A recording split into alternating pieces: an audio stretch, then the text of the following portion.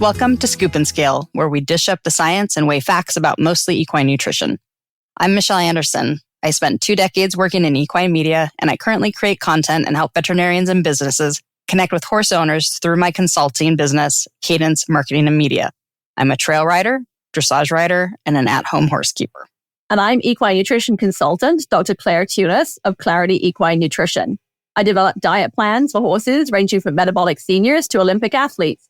I also consult for equine nutrition companies. I'm a scientist, dressage rider, and a pony club mom. Claire and I collaborated for years when I was the editor of an equine publication, and she was one of our regular contributors. We'd finish work, but we always had more to talk about.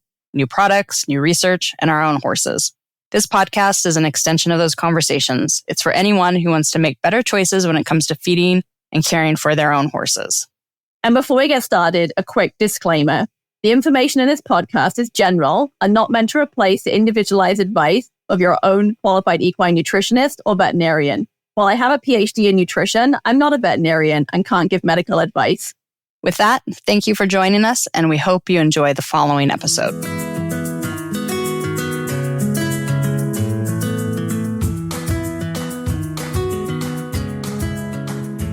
Change the clocks, which means longer days are ahead and spring is right around the corner. It does. It is super here in Arizona right now. It's my favorite time of year, but I can't help thinking that for us, that means it's about to be summer in no time and really hot. Well, here in the Central Oregon High Desert, we just started second winter. So yeah, you are wearing a thick jacket, I notice. I know. My wool hat doesn't really jibe with the spring topic we have today. But it is time to start thinking about pastures because they'll start growing soon. Here we'll get the irrigation going in Central Oregon, which means the pastures will come on quick. And then throughout the country and other places that don't rely on irrigation, the grass has started to grow. I know back in Kentucky, the foals are hitting the ground and the grass is growing and everything is green and beautiful. So it's a good time to talk about getting our horses out on pastures. It is. I actually just dropped one of our horses off at a dressage trainer's barn today. I was driving up through the desert and we had some rain on Friday and it's been in the mid-70s and the entire edge of the road and into the desert is just full of like beautiful looking, kind of foot-high grass. It's, you forget that there's actually grass in the desert sometimes. There is. Even here out in the natural desert, cattle graze out there. There's enough to sustain herds. So it can come on. It's a little different than the irrigated pastures. So I think that brings me to our first question is, well, pasture and grass is the most natural diet for horses, isn't it? I know, right? Isn't that what we all think about? I've worked with so many people over the years that have worked so hard all their lives to be able to own their own small piece of horse property, right? And they just dream of getting their horse out of the stalled boarding facility and being able to have them out on pasture. And then they find that maybe it doesn't work quite as well as they thought it was going to. And they're always so kind of like, but why? Like, this is what horses are supposed to eat. But I think that we have to remember that what we have in our pastures oftentimes as pasture grasses are actually improved species of pasture grass that were actually developed to put a kilo of gain on your steer. And they will do that very nicely for your horse at certain times of year as well. And you mentioned in your introduction the thoroughbreds and, out in Kentucky and the young horses. And it's great there because that particular sort of demographic of horse people really want those young horses to have a really high plane of nutrition and grow quite quickly in order to be a good size for the weanling and yearling sales and things. So it's great. And the thoroughbreds obviously generally handle it pretty well, but we don't always want a kilo of gain on our Welsh ponies and our, the Pasafinos and the Morgans and the Arabians and the Mustangs and all those kinds of horses. So actually, when you think about how horses evolved and the kinds of plants they evolved eating, they were actually very low nutritional value forages. They were not these lush, improved green grasses that we see today. And they had a very varied diet and very sort of fibrous, stemmy grasses of very low nutritional value. And that's why they had to eat so much, why they eat for 16 to 18 hours a day, because there wasn't a whole lot of nutrition in anything they were really eating. So they had to eat a lot of it. And then they had to move a fair amount because they had to eat so much. They needed to find greener pastures somewhere else. Right. So, yeah, it's not the pastures that we think of. Yeah. And I think that last point is one that is easy to forget. It's just how much ground horses cover when left to their own devices, when they're not in a fenced-in pasture. Horses, when they've tracked, you mentioned Mustangs. A Mustang on a irrigated pasture in Central Oregon is a much different body condition than one that is out in the Ochoco Mountains here, out having to browse for pasture and covering a lot of ground. So it's one of those things, somewhere in my brain, I know how much a horse covers per day when left to their own devices out feral, but I can't think of the number. But it's many more miles than my horses probably do even in a week. Yeah, it is. And I actually had a client who put breakaway halters on her horses and actually put over-the-counter tracking devices on them, kind of like those like Apple tags or whatever, like kind of like all kinds of different things, kind of like put your old Fitbit on the halter or whatever, and it's really interesting seeing how much they move during the day. And it was several miles on her, the way she had her pastures laid out. And she had a little bit more of like a track system, but they moved quite a long way versus if she laid her pastures out differently, they didn't move as much. So that is something, if people are kind of like data nerd, science nerd types, there are ways you can put a tracker on your horse. But obviously, if you're going to put halters on horses in pastures, they need to be breakaway halters for safety reasons. But yeah, you could figure that out for your own horse. It'd be kind of interesting. So as we're transitioning horses to pastures from winter to spring, what are our health concerns? What do we not want to have happen as we make this transition? Yeah, the biggest one is obviously in horses that have metabolic issues or insulin dysregulated. The biggest thing we worry about is, sugar intake and that causing really high insulin, which we know can lead to laminitis. I think that's the biggest thing that's on everyone's mind. Following behind that would be, sudden changes to pasture causing colic because of just making a sudden diet change, and the microbial population and the hindgut need time to adapt. And young pasture grasses ferment pretty easily and rapidly, and you can get some gas production and what have you. So there's definitely some colic risks there. And over kind of a little bit more retight, those are issues that could come on quite rapidly, right? I mean, you could have issues there within days of putting the horse on the pasture in relation to laminitis and colic. Things that might take a little longer to come about would be obviously weight gain, because they can have unrestricted intakes of calories, and as you mentioned, may not be moving around as much as we think they are or what have you. And so they can quite easily consume far more calories than they actually require, and then ultimately start to get fat. And then in certain animals, that can then predispose them to having metabolic issues and stuff. So yeah, there are a number of health concerns with being out on pasture for certain horses. Yeah, I think another one that I tend to forget about, I'm on small acreage. I have a small grazing paddock. We call it our recreational grazing paddock. It's kind of like a playpen for the horses so they can put their heads down for a little bit. And it's very small. It's all we can do here in the desert with the amount of water that we have.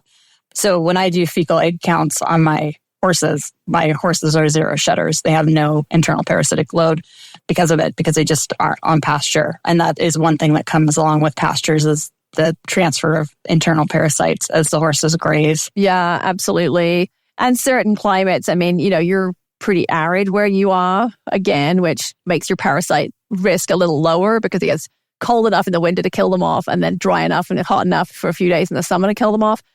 Similarly, down here, it's so hot in the summer. But if you live in one of those sort of humid, warm places, those are just classic for having higher fecal egg counts and things. And obviously, horses on pasture, because of the life cycles of the various parasites, pasture is a predominant way that horses will then pick up various parasites at different stages of their development. And there's, if anybody who's really interested in learning more about parasites, there's a great Dr. Nielsen at the University of Kentucky. Fabulous. Look him up on YouTube. He's just brilliant. And he has multiple episodes, and every episode is a different worm species, and he'll blow your mind. So yeah. If you own a horse, you should really watch his YouTube channel if you own a horse, because it's segue for a moment, but we have big problems with parasite resistance to dewormers, and it is a big problem facing the horse population. And so people do need to get educated on how to deal with that. So definitely go watch his stuff. It's great. And he's just funny. Yeah. And he's very, very committed to his research area. Yeah. We horse owners are really fortunate to have him looking out for our horses and making sure that our internal parasite management protocol, see, I have to say it how he would say it. It's not our deworming program. We're not deworming. We're managing the internal parasites. So if you're interested in that, yeah, go check out Dr. Nielsen's work. But what are the positive parts of Pasture? Because we talk about the negatives, because I get a little like nervous. So it's like another thing that we didn't mention is they tend to start throwing shoes too if they're shod here, because if they're in the moisture in the grass, and then that's when we can't keep shoes on horses. In pastures here, in irrigation. No, it does become challenging. We run into the same, and it's not so hard. I mean, as our listeners probably know, I grew up in England where it's just wet so much of the time. We don't lose shoes that much, despite how wet it is. But when you live somewhere where it's damp with like the dew in the morning and then gets super dry by the afternoon, you just get this kind of like the feet expand and the nail holes open up and then they like super dry. And so, yeah, it's really interesting. I know our farrier gets quite nervous about shoeing horses if it's been damp, because he's like, their feet are going to be, anyway, it's a whole separate thing. But yes, throwing shoes, it can be a thing. And that's a lot of time spent walking around a pasture, cussing. Yeah. But what are the positives? Because we kind of started off on a negative note there. So what? That's me going like, oh, they're all going to founder and they're all going to colic. It's a very stressful spring. Yes. So. No, pasture is great. I mean, I do think if your horses have access to large areas of turnout or whatever, that's really good for them.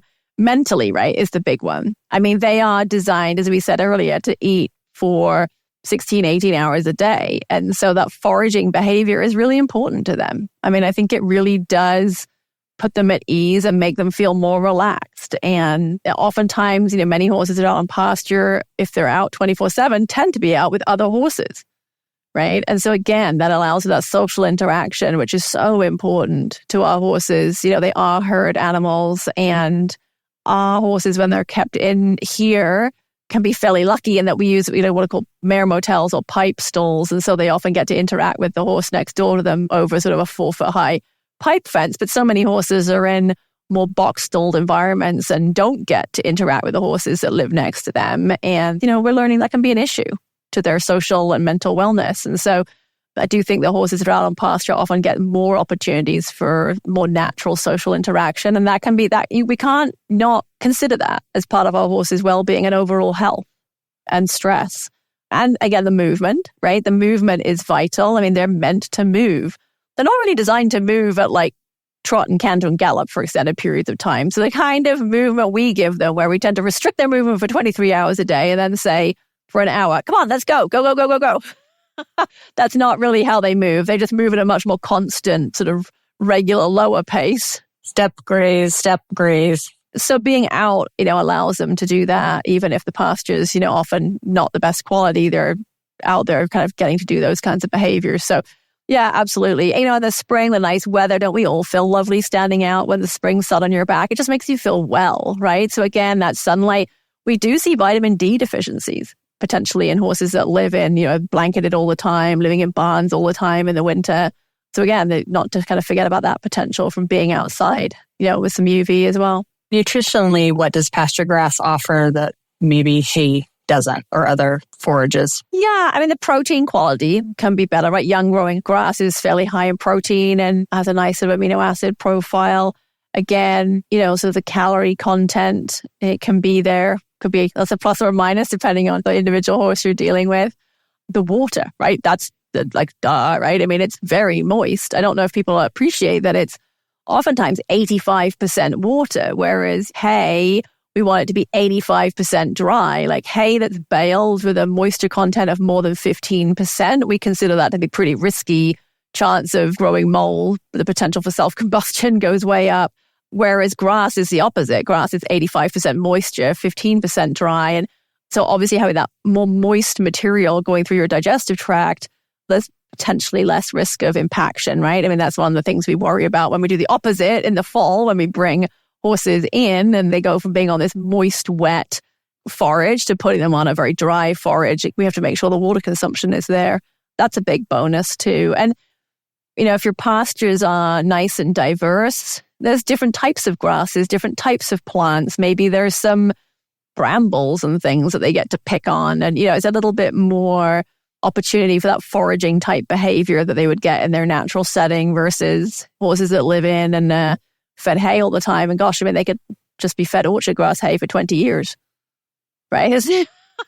That's not how it's not how they would eat in the wild. They'd be eating all kinds of different plants and therefore getting a broad spectrum of vegetables and fibers and things. Like each brings something slightly different to the table, whereas we sort of feed somewhat bland diets in that regard when we rely solely on a type of hay. What about vitamin E and omega-3 fatty acids? Are they higher in our grasses? Yes, absolutely. So that's a big one, right? So they're quite abundant, especially vitamin E, in good quality pasture. Now, if you've got I hate to say it, Michelle, but your mental health pasture, probably not so much. Hopefully they're getting a little bit of vitamin E, but well, maybe. Right, not very much. So yes, good quality pasture has abundant vitamin E, well over what we think their requirements actually are. And interestingly, when folks who work with vitamin E look at what vitamin E levels look like in blood samples of horses that have been out on good quality pasture, and the units are escaping me now, but when you have their blood work done, typically the values come back. Sort of normal is like 2 to 4, I want to say something like milligrams per deciliter, something like that.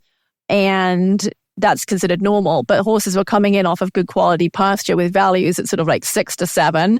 And so recently, I know some of the labs have actually sort of recalibrated what they call normal, because if you have a horse that's out on really good quality pasture and no other source of vitamin E, and they naturally have a vitamin E level of up around 6, then how is that too high, right? That's just they're getting from what we consider to be their natural diet.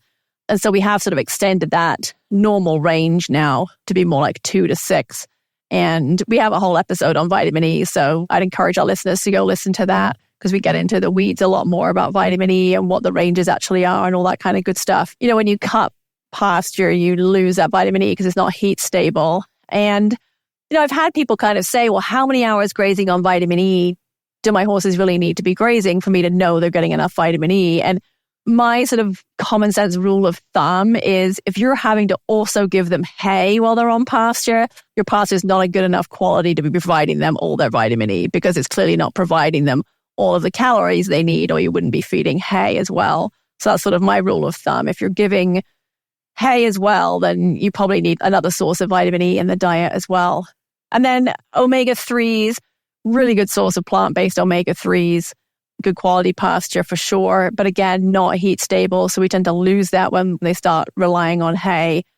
And then whether you need a more potent source of omega-3, such as EPA and DHA, is going to depend on what else you have in your horse's diet. If you're feeding a lot of high omega-6 commercial feeds, or things like rice bran and stuff, then you probably should actually have an EPA and DHA source in that diet, because we know from recent research, some that's done by Kentucky Equine Research, when you have a lot of that O6, they don't convert the plant-based omega-3 particularly well to EPA and DHA. So even on a really good quality pasture, if you're having to feed a high-fat performance feed to your horse, you probably should be looking at some other omega-3 source as well as just your pasture. And I just happened to have just had vitamin E testing done on my horses last week. And so I pulled up my report here that I just got. And it's micrograms per milliliter is what we're looking at.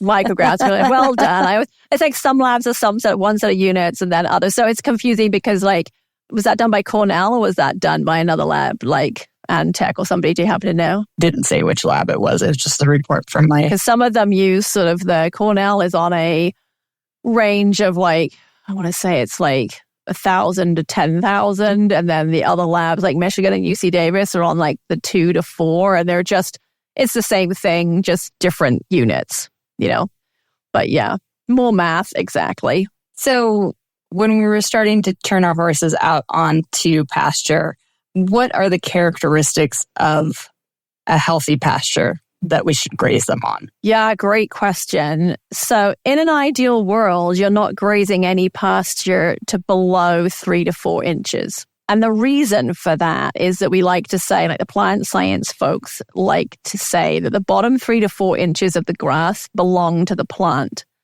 because the plant needs enough leaf and stem material remaining that it can actually keep photosynthesizing and pulling in nutrients through photosynthesis into its roots to keep itself healthy.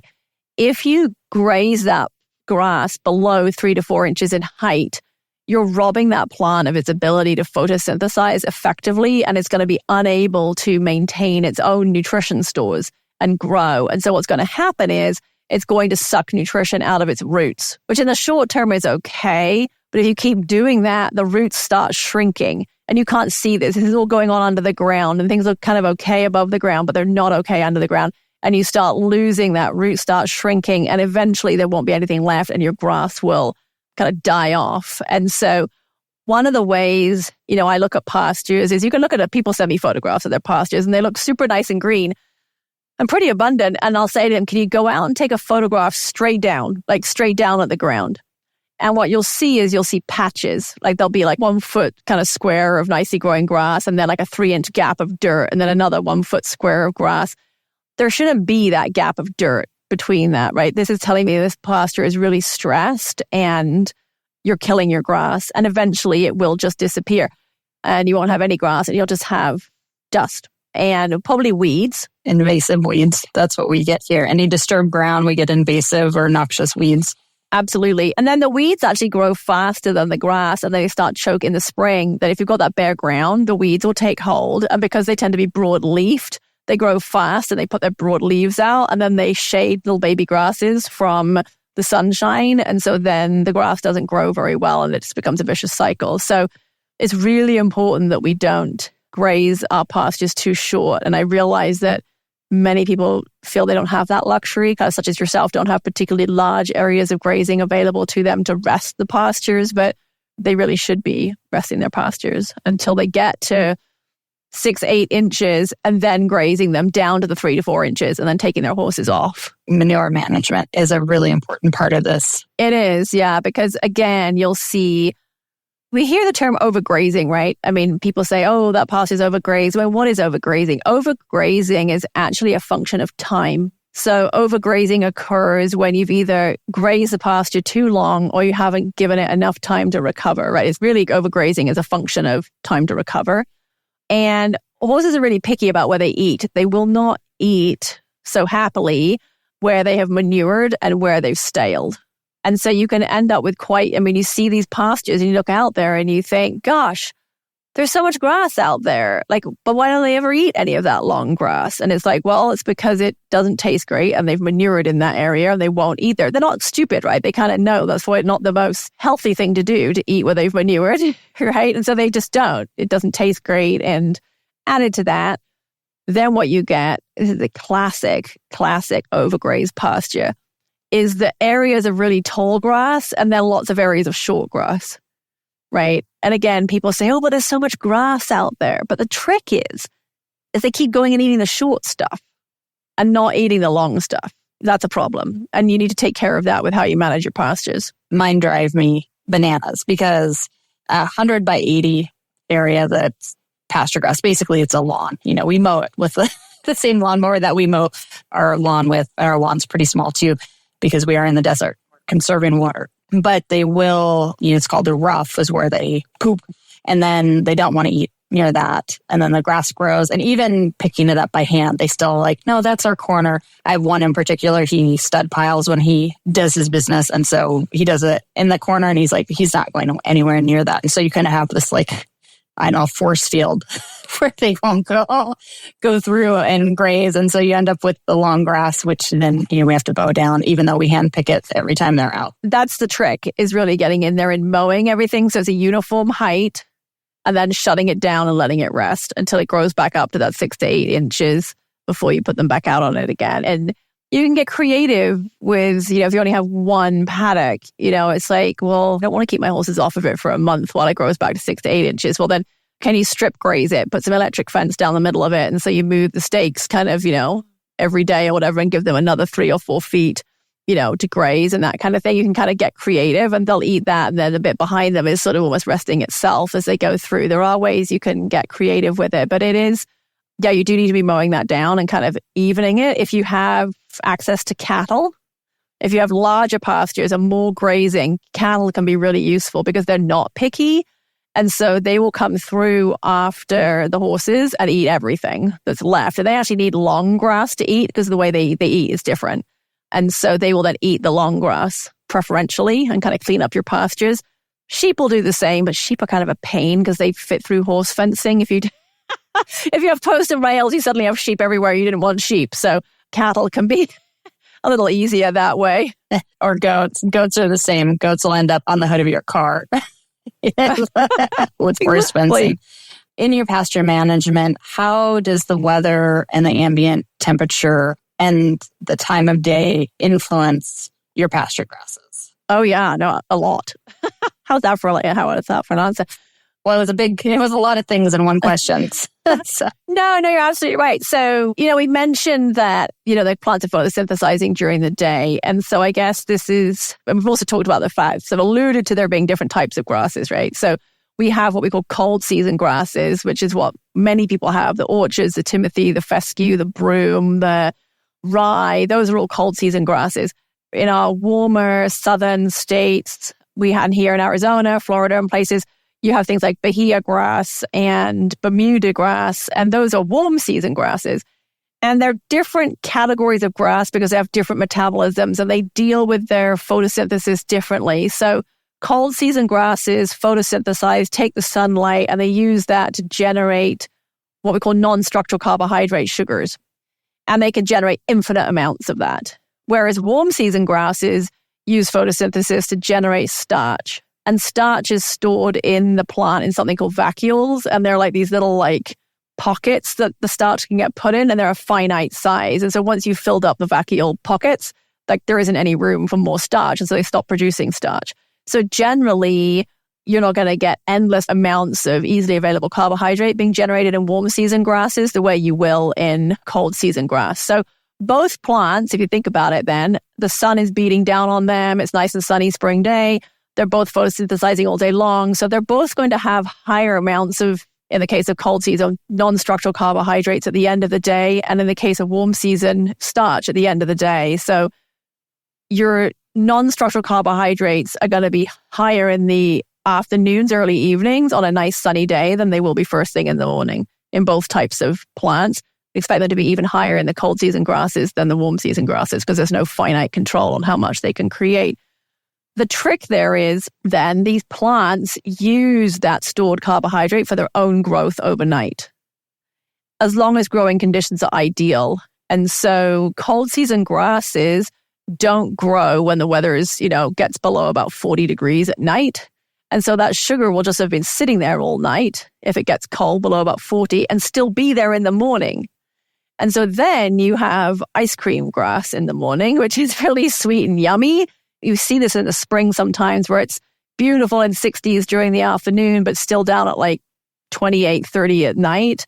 Those pastas can be quite deadly and really high in sugar. And so if you've got sensitive horses, you probably shouldn't have them out in those conditions at all.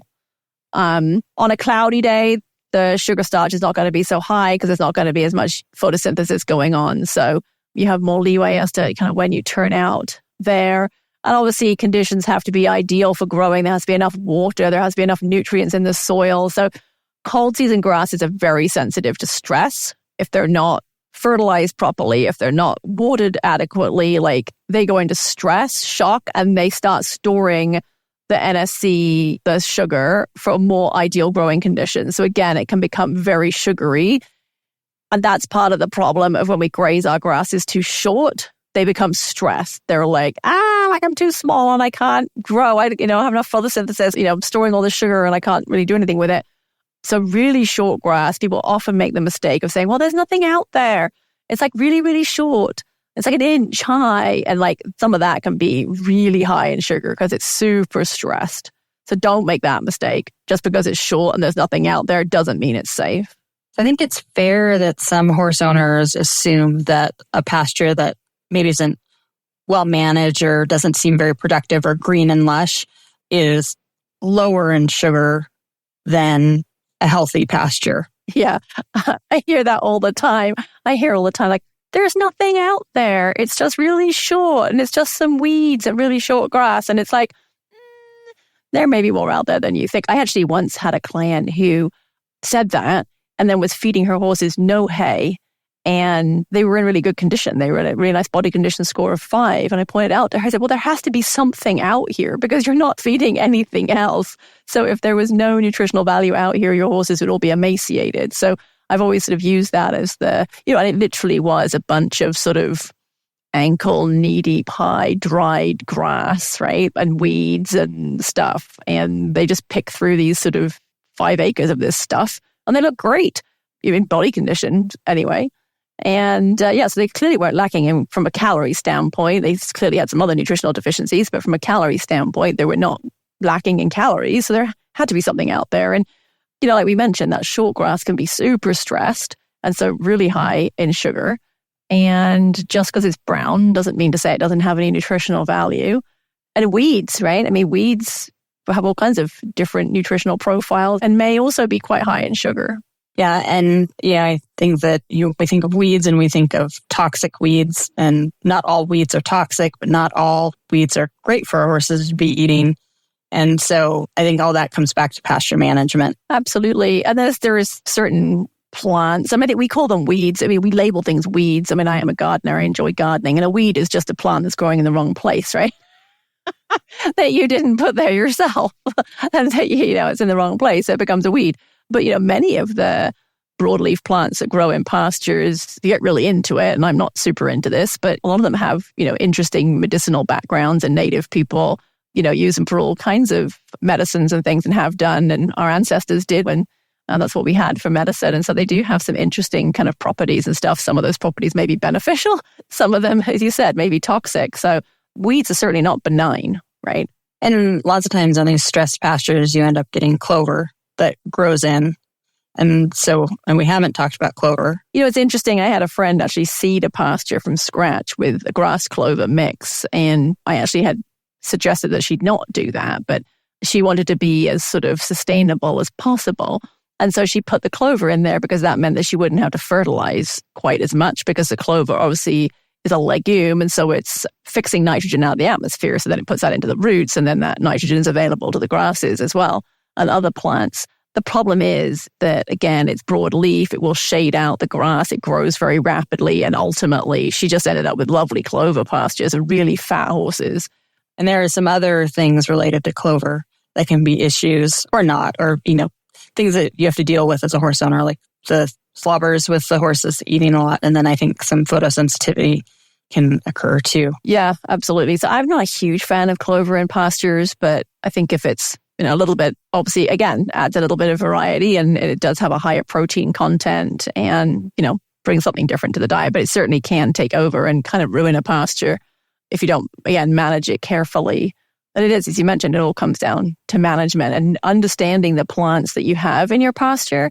And, if you're thinking of seeding pastures, I really encourage people to reach out to their university extension agents, because I'll be honest, I have no idea what kind of grasses grow best, say in Nebraska, right? I've never lived there. I don't have the expertise in that area, but your county extension office are really good at those kinds of things. Even if you don't have an equine one, I know people that have just called out their plant crop specialist type person. They understand soils, they understand, like water runoff and all those kinds of things. They can be really helpful. And, it's paid for by our tax dollars. So that's their job, is to come out and talk to you about your land management. Yeah. And if your extension agent isn't a horse person or doesn't have a lot of horse experience, and usually they do because they, help all the ag people in their areas. But if you're looking at fescue grasses, make sure that you talk to them about endophyte-free fescue grasses for horses. And that's a whole nother thing. That's a topic for another day with, we can bring in a PhD expert who specializes in endophyte toxicity and how that affects broodmares and foals and lactation. And that it's a whole nother thing, listeners, in the future. We'll get there. But toxicities, you have to put that on our list. Strange toxicities. There we go. Yeah.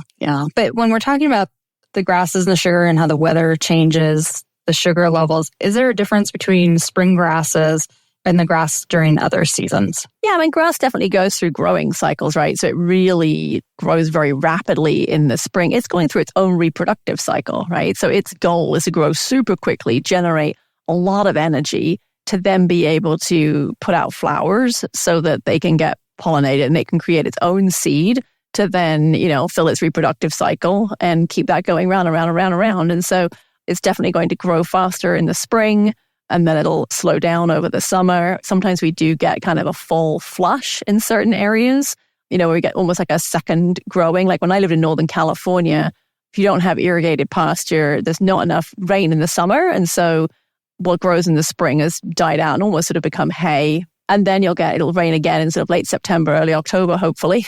And then you do get this kind of second flush of growth. I do think that the fall, you can get that sort of second flurry as the plants sort of head into winter. And so that last minute growing period that they go through. And of course, for some of our metabolic horses, that also happens to combine with our shortened day length and higher ACTH levels. And if you've got those horses that have PPID and insulin dysregulation, then the fall grass can actually, we get very caught up about spring grass, but fall grass can be quite dangerous to some of those horses. And I think as horse owners, we don't think about fall grass. And oftentimes by that point, horses have been out on grass all summer, right? Like they've been out on it for several months. And so we just think, oh, they're adjusted to the grass. At this point, it's not a big deal. They're out there all day, every day. Perhaps not appreciating that some of our senior horses struggle with a metabolic condition that can make them very sensitive to being more insulin dysregulated in the fall, and then the risks of fall laminitis. And that's always really unfortunate when I get to work with those horses in the fall. And oftentimes, unfortunately, those horses do end up having a fall laminitis bout because of the fall flush.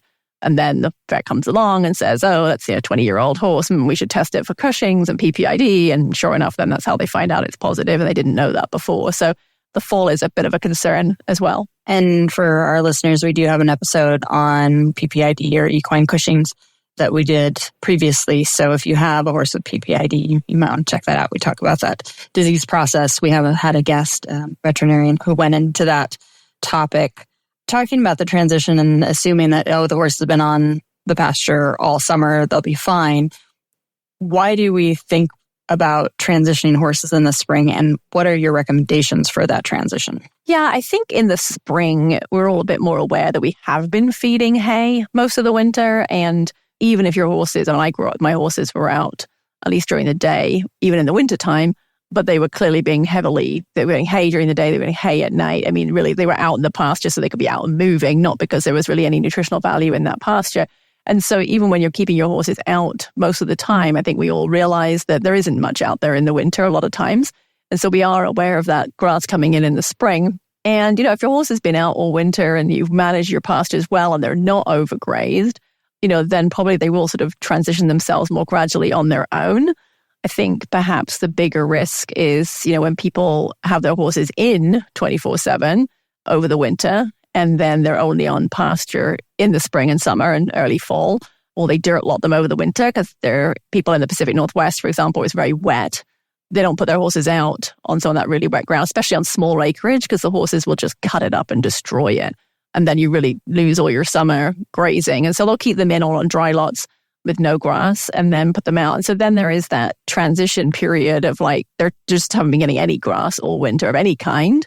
And so then we do need to start off slowly. So is there an exact formula for it? Is it a certain amount of time every day, or? Yeah, you see a sort of a general recommendation that goes around, and one that I recommend to people, which is do 15 minutes a day and increase by 15 minutes each day until you get to 4 hours. And then once they're out for sort of 4 hours at a time, they can go out for longer periods. And I appreciate that's not easy for a lot of people to do.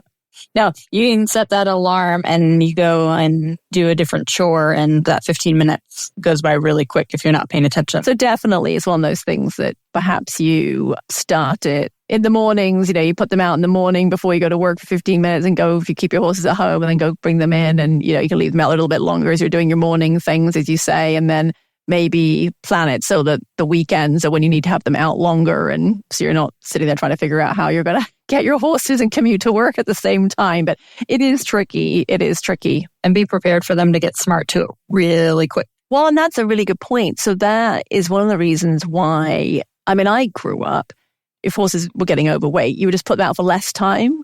So you still say, oh, well, instead of you being out all day, we'll just put you out instead of 8 hours, put you out for 6 hours. But we've actually done research, and they've actually shown that horses, and I think we knew this really, the horses eat the majority of the grass they're going to eat in the first couple of hours that you turn them out.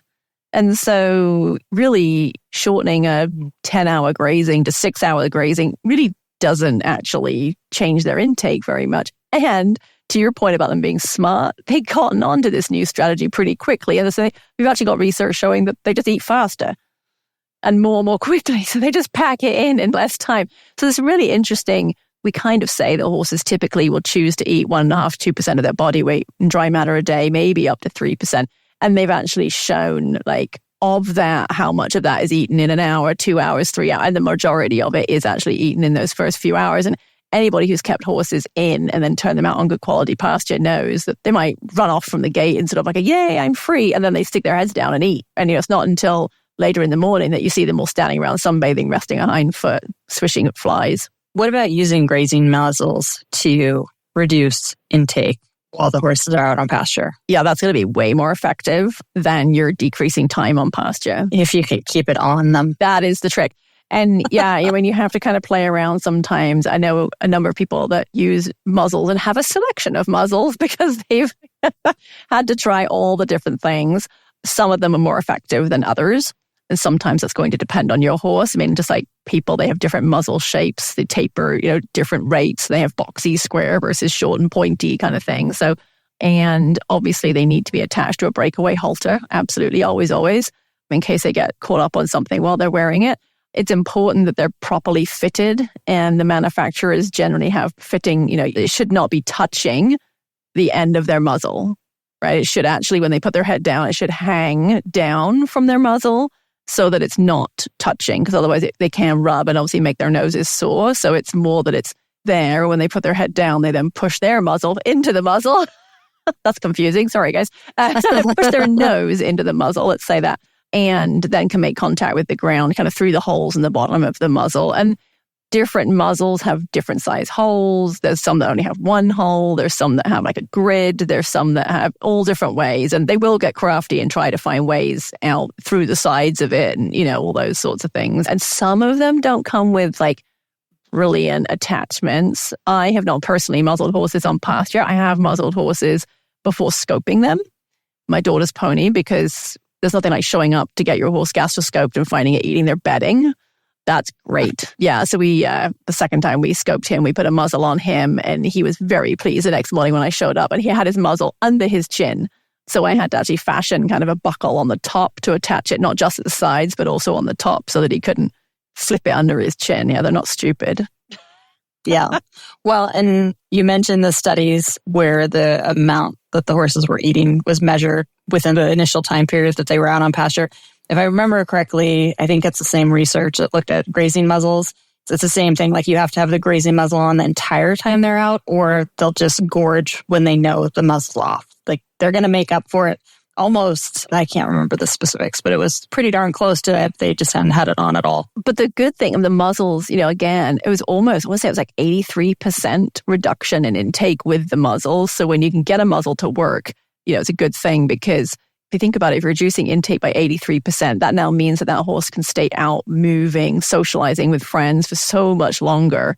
You just can't feel sorry for them and take it off for a couple hours. No, and I have a tip on that, because I've run into that before where people sort of say, oh, he hates it. I can't get him to wear it. I can't get it on his head. And watch people put the muzzle on and they walk towards their horses in this apologetic body language, kind of shuffling. They look really sketchy as they walk towards the horse, kind of apologizing and just almost looking like they're groveling at something, right? Horses read body language way better than anything else. And you're being a freak, right, at that point. And your horse is I don't know what the hell's wrong with you. It's something to do with that. I'm not coming anywhere near you with that thing because you're being weird, right? And so what I tell people to do is, put something in the bottom of the muzzle, put a treat in the bottom, put a carrot in the bottom, or put it on, feed a piece of carrot through the bottom of the muzzle. I know people are going to say, I thought my muzzled horses probably are too fat and don't need carrots, but a small piece of carrot is not going to be the end of the world. Make it a positive association that the muzzle means something nice is going to happen and I'm going to get to go outside. I would say also just have an intention of you're doing this to help your horse. It's not a punishment. It really is to help them and allow them to be out more, like you said, and get them to not eat so much that they're going to make themselves sick. So that's important. For sure. I just want to say before we move on, because I just feel a disclaimer, whatever muzzle you use, because there are those bucket muzzles to stop horses biting. Do not turn a horse out in a bucket muzzle because they have to be able to drink in the muzzle. And they make those ones that don't have any holes in they would drown. I mean, it sounds like a terrible thing to say, but I just feel like I want to throw that out there before somebody just grabs something called a muzzle, not realizing that not all muzzles are actually made for grazing. You need a grazing muzzle. And you do need to make sure that your horse can drink when they have it on. So we use dry lots to manage, or stalls to manage horses on pasture, to bring them off and on if we need to do that, if they're putting on too much weight while they're out. But when we're doing that and we bring them off, they're spending time not grazing or not having forage. And we know that any amount of time over 4 hours, I believe, is considered fasting for a horse. And then that leads, you mentioned gastric ulcers. And so that's one of the primary recommendations for a horse that has gastric ulcers, is that they never go more than 4 hours without some kind of forage. So what are your recommendations for that, for people who maybe bring them in for overnight and they're going to be in their stall or on their dry lot for maybe 8 hours? I mean, you need at least 8 hours to sleep. So, and then add maybe a couple hours for chores on top of that to get them in and out. That's up to 10 hours without pasture access. Yeah, absolutely. No, I mean, I think that we do have to give these horses sometimes that are not on pasture 24/7, they still need access to hay.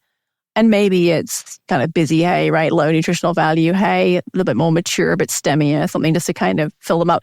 And you can use that actually to try and make it so they're less hungry when they go out in the morning. And I know that's sometimes tricky to do with chores and things, but if you can feed a little hay before you put them out so they're not hungry, it might help kind of regulate their intake a little bit so they don't run out and gorge when you first put them out. So yeah, certainly they're still going to need to have some hay. And also your pasture just may not be in good enough quality to be able to support them. As we talked about earlier, many people don't have the luxury of truly rotate their pastures and end up with overgrazed pastures, and they are going to have to feed hay. Is there any formula for how many hours on pasture equals a certain poundage of dry hay fed? That's a really good question. There might be somewhere. I'm not recalling one off the top of my head. I mean, you can I'd have to go back. I do think that there are some, like we mentioned, there is that study on intake, right? Intake per hour and percent of body weight or whatever, and certain dry matter basis. So yes, you could figure it out. I don't know that anybody's actually, if I sat down, I could figure it out. Going from that 80-some% moisture in the hay and the weight, because it's not weight to weight, because it's, No, it's not. That is something you have to kind of think about as well. You could figure it out. You could figure out how much they've been eating out in pasture. It is probably close to 100 plus pounds of grass a day. It's a huge amount of grass that they're eating when they're out there. So you could figure it out using that data that's out there. But off the top of my head, I don't have a number. So quickly before we wrap up, what are some signs that the pasture isn't going well for a horse? As far as, a couple of things. I guess there's two ways of looking at it. That the horse is not doing the pasture any good, or that the pasture is not doing the horse any good, right? So horses can be very hard on pastures. Oh, my. Well, I know you have dairy folks in your background. My grandfather was a dairy farmer, and my mother told me growing up that the horses were only allowed one tiny paddock on the farm, and that was it. And it's because they eat so close to the ground. I mean, they will destroy pasture, whereas cows can't eat that close to the ground, so they don't destroy it so much. But yeah, I mean, signs that your pasture is not going well in the sense of your pasture health, when you actually look down on it, as we mentioned earlier, those bare spots, the short, lush grass versus the tall, long grass. I'm not sure if I mentioned earlier, but the reason why the horses keep going back to the short grass, even though there's plenty of long grass out there, is the short grass is really sugary because it's stressed. And the long grass is not very exciting tasting. No, it's the kale of the grass, I think. It is kale, exactly. Weeds coming up through areas of standing water are a problem, and actually often those areas then develop weeds once the ground dries out. So all those kinds of things are things that are telling me your grass being shorter than 4 inches and you're still grazing it. You're kind of getting into danger zone there as far as the longevity of your pastures. If you want them to provide nutritional value, it's going to become challenging if you let them get grazed down that low. Signs that your pasture is not good for the health of your horse. Signs that your horse isn't doing well. So I'm thinking of if they start showing any signs of laminitis, which can be being tender-footed. They might start shifting their weight to their hind legs to lift off their front legs. There's heat in the feet, abounding digital pulse in the legs.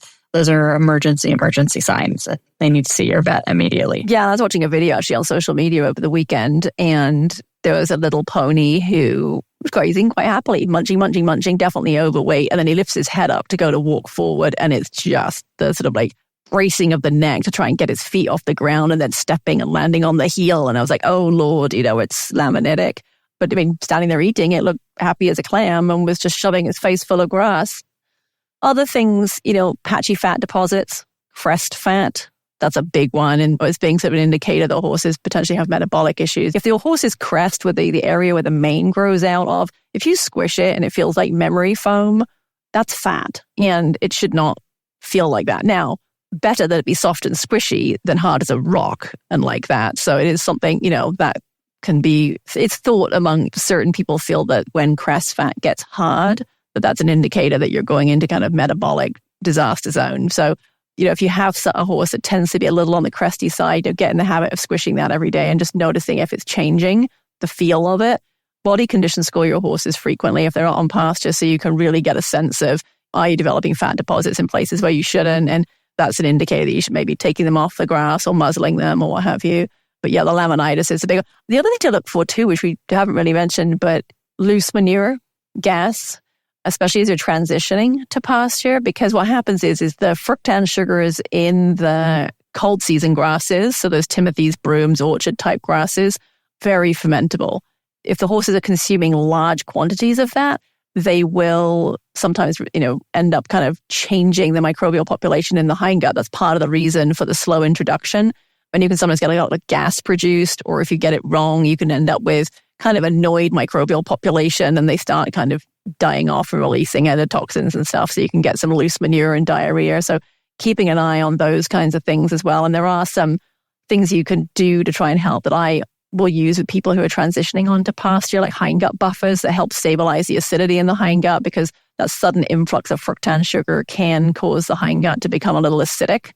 And those beneficial bacteria really like a neutral pH. So if things get a little acidic in the hindgut, that can cause a spiral. And once you kind of get that all out of whack, it can be tricky in some horses to get it back in balance. So those are kind of the little tips and tricks. And again, maybe a good prebiotic can be useful while you're transitioning your horse to pasture as well. But yeah, definitely the manure consistency is a good indicator of whether your hindgut is happy or not. And then any signs of colic is a call to your vet. So they're acting listless, stomping, kicking at their belly, stomping not at flies, but because they're uncomfortable. And some horses struggle with pollen in the grass at certain times of year as well. End up with sort of like what we used to call heaves and coughs and things. So that's something, to pay attention to as well. And certain times of day, obviously the pollen's going to be better or worse, or certain days, getting climatic conditions, it'll be better or worse. And it's often your phone will tell you on the weather apps whether or not it's a good or a bad pollen day. For grasses in particular, they'll tell you the grass pollen counts. Oh, it's very sad to be a horse that's allergic to grass. Very, very sad. Not really allergic. It's just more stuff for them to breathe in and then irritates their lungs if they're sensitive. So, okay. Well, that is all the time we have for today's episode. We hope we have shed some light on managing horses on pasture, especially during the spring transition. Yeah. And if you're listening to this conversation has sparked any questions, please send them to info@scoopandscale.com. That's scoop and scale spelled out. And please also follow us on social media. Subscribe wherever you listen to your podcasts. You can also find Claire at clarityequine.com. For the Scoop and Scale podcast, I'm Michelle Anderson. I'm Dr. Claire Tunis. Thanks for riding along with us.